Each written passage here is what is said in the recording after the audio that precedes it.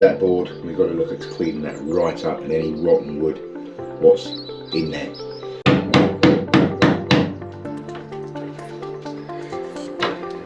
Hope.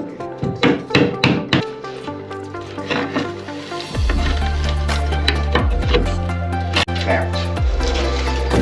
Lovely. Bit of wood stuff.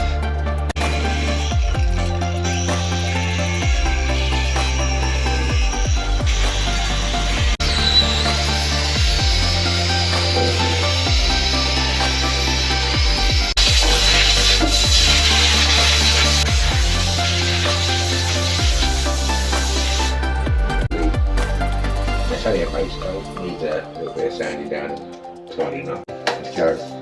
That down again. Right, where are we? Put something a bit shine on there so when you actually look into the service cupboard or service bay, it looks quite clean and tidy.